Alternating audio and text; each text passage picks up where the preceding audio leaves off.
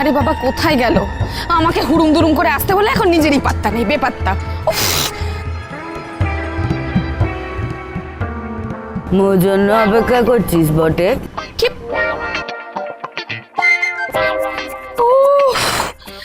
আমার একেবারে পিলে চমকে দিয়েছিলিস তুই। দূর বাবা। চল মেজো, শোন না, বুড়ি কিন্তু তোর উপর হেব্বি খুঁজে আছে। ওর মনে হচ্ছে ওর জায়গাটা আমি নিয়ে নিয়েছি। বাড়ি গিয়ে ওকে একটু সামলে নিস, বুঝেছিস? সে তো সামলাতেই হবে। চল চল চল, তাড়াতাড়ি চল।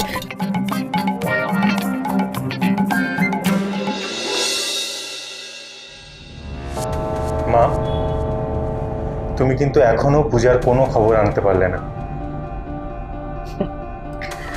তুমি কি মনে করছো রৌনক, আমি পূজাকে না খুঁজে হাত পা গুটিয়ে বসে আছি? একেবারেই না। আমি তোমার পূজাকে খোঁজার সমস্ত রকম চেষ্টা করছি। আমি তোমায় কথা দিচ্ছি, কালকের মধ্যে তুমি পূজার কোনো না কোনো খবর নিশ্চয়ই পেয়ে যাবে। ইনফ্যাক্ট তোমার থেকে বেশি আমার পূজাকে খোঁজার দরকার, কারণ ও আমার বিরুদ্ধে কি কনস্পিরেসি করছে সেটা আমার জানা দরকার। তোমার সো কল্ড মিডল ক্লাস শাশুড়ি আমার বিরুদ্ধে যা যা অ্যালিগেশনস করলেন, তাতে তো বোঝাই যাচ্ছে যে ভেতর ভেতর কোনো একটা প্ল্যানিং, প্লটিং, একটা সিরিয়াস কনস্পিরেসি চলছে। দেখো মা, তুমি ঠিক কি ভাবছো সেটা বুঝে আমার লাভ নেই, কিন্তু কালকের মধ্যে যদি পূজার খোঁজ না পাই তাহলে আমি আমার মতো করে এগোবো। পূজাকে আমি খুঁজে বার করব।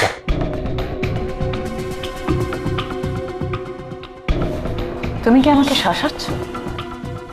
নিজের মাকে তুমি থ্রেট করছো? মা, আমি কাউকে কিচ্ছু করছি না। আমি শুধুমাত্র পূজাকে খুঁজে পেতে চাই, আর কিচ্ছু না। আমি যখন তোমাকে কথা দিয়েছি তখন আমি পূজাকে খুঁজে বের করবই, যে করে হোক। দাদা হঠাৎ বৌদিকে কোথায় নিয়ে গেল? ও মা, তোমাকে বলেনি কিছু? আসলে নীরার বাবা খুব ক্রিটিক্যালি অসুস্থ ছিলেন। ও বাড়ি থেকে ফোন এসেছিল, তাই হুড়মুড় করে সৌম নিজের বউকে নিয়ে ওখানে চলে গেল। তোমাকে কিছু বলে যায়নি? না।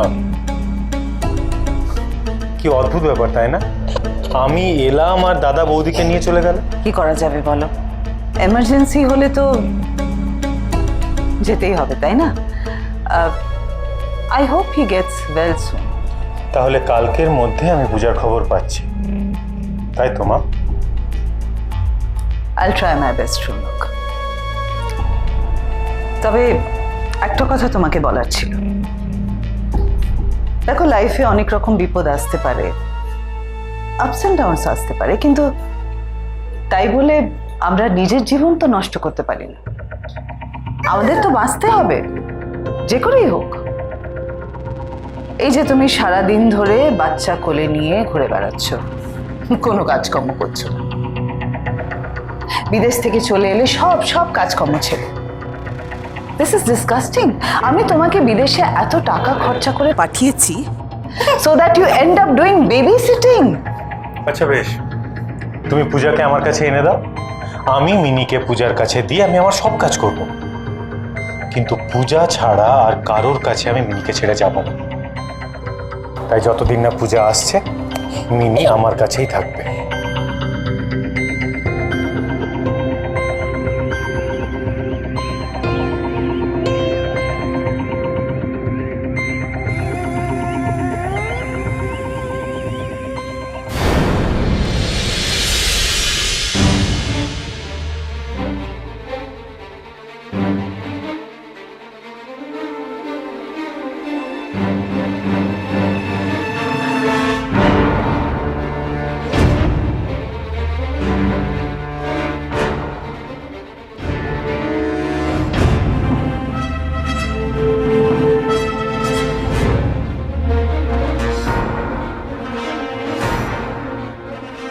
বলি ভাই, মনে আছে তো রিসেপশনে কিছু জিজ্ঞেস করলে কি বলবে? হ্যাঁ রে, আমার সেসব তো মনে আছে, কিন্তু কিন্তু তোকে যদি এই অবস্থায় ঢুকতে না দেয়, দেখ এটা 5 স্টার হোটেল, সব বড় বড় ব্যাপার, তুই এমন চেহারা বানিয়েছিস না, কি আর বলবো। বললাম তো, কি বলবে? কেন ঢুকতে দেবে না? ঠিক ঢুকতে দেবে। শোন না মেজো, আমরা বরং বাড়ি যাই, চল বাড়ি গিয়ে তুই এই মেকআপটা তুলে আয়, তারপর না হয় এখানে এসে দেখ ওরা যদি উল্টোপাল্টা কিছু বলে দেয় তোকে এই অবস্থায় দেখে, তাহলে। না বড়দি ভাই, বাড়িতে কিছুতেই যাওয়া যাবে না। নিবেদিতা বালিদের লোক সারাক্ষণ আমাদের বাড়িতে নজর রাখছে, আর তাছাড়া পিউ সান্যালের সমস্ত জিনিসপত্র তো এই হোটেলের রুমেই আছে। তুমি চলো, কিচ্ছু হবে না। চল তাহলে, কি আর বলবো। জয় মা দয়াময়ী মা, এই যাত্রায় বাঁচিয়ে দিও মা, জয় মা।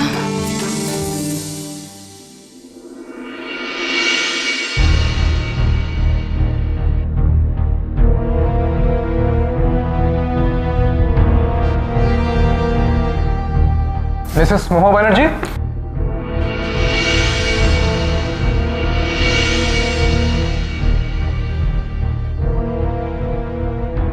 ইয়েস। ম্যাডাম আপনি 4 দিনের জন্য রুম বুক করে কোথায় চলে গেছিলেন? আজকের না আসলে আমরা তো পুলিশকে খবর দিতাম। কাজ কাজ কাজ আমার কাজ ছিল। সে থাকতেই পারে, কিন্তু নেক্সট টাইম গেলে আমাদের কাইন্ডলি জানিয়ে যাবেন। আর বাই দ্য ওয়ে, উনি কে?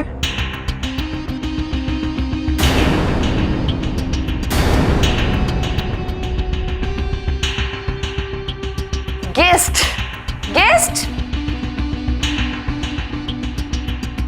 আর আপনার সাথে যে এনআরআই লেডি ছিলেন?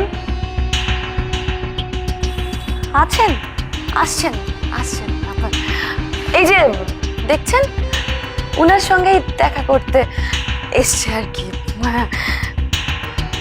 আমাদের একটু তাড়া আছে, রুমে যেতে হবে, আসছি, চল।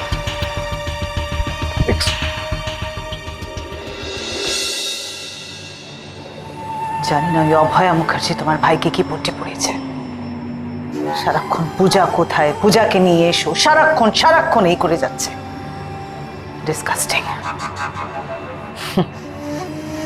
কিন্তু নিবেদিতা পালিতকে তো চেনে না। আমি অত কাঁচা খেলোয়াড় নই, আমি সমস্ত প্ল্যানিং করে রেখেছি। আসল গোড়াতেই আমি আগুন লাগিয়ে দেব। বিষ গাছ গোড়া থেকে পুড়ে ছাই হয়ে যাবে। মা, ওই দিক থেকে কোনো খবর এলো নাকি? হ্যাঁ, ওরা পজিশন নিয়ে নিয়েছে, ঠিক টাইমে কাজ শুরু হয়ে যাবে। জ্যামার টেস্টিং শুরু হয়ে গেছে, রাত্রে সেটা অন করে দেবে। ও বাড়ির কেউ বাইরের লোকজনকে যোগাযোগ করতে পারবে না, আর বাইরের কেউ ওই বাড়ির লোকজনের সঙ্গে কন্ট্যাক্ট করতে পারবে না। সব কাজ শেষ করে ওরা সবকিছু গুটিয়ে বেরিয়ে আসবে।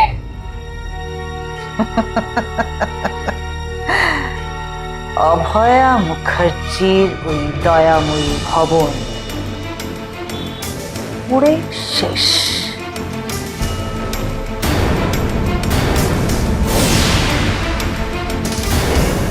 তার মানে আজ রাতেই অভয়া মুখার্জি শেষ? Exactly so. অভয়া মুখার্জি বুঝতেই পারবে না কি থেকে কি হয়ে গেল। বেচারি ঘুমের মধ্যেই পুড়ে পুড়ে ছাই হয়ে যাবে। কিন্তু মা, অভয়া মুখার্জি না হয় মরল, কিন্তু রৌনকের শাশুড়ি মিনি, রৌনক তো এখন এসে গেছে, আমরা তো ওদের সাথে আর কিছু করতে পারবো না। আমি অত কাঁচা খেলোয়াড় নই, ফুল প্রুফ প্ল্যান করে রেখেছি। অভয়া মুখার্জির মারা যাওয়ার খবর শুনে রৌনক ওখানে ছুটে যাবে। তখন অবভিয়াসলি সে ওই গার্বেজ ব্যাগ মিনিকে সঙ্গে করে নিয়ে যাবে না, আর ফিরে এসে মিনি আর নিজের শাশুড়ি কাউকেই দেখতে পাবে না। কিন্তু মা, রৌনক যে ফিরে এসে হাজারটা প্রশ্ন করবে, তখন সেটা কিভাবে সামলাবো? তুমি অত স্ট্রেস নিও না, ভাবার জন্য তো আমি আছি। আমি অভয়া মুখার্জিকে মরতে দেখতে চাই। I want to see her end. আর তারপরে আমি সব ভাববো শান্তিতে, পিসফুলি সব ভাববো।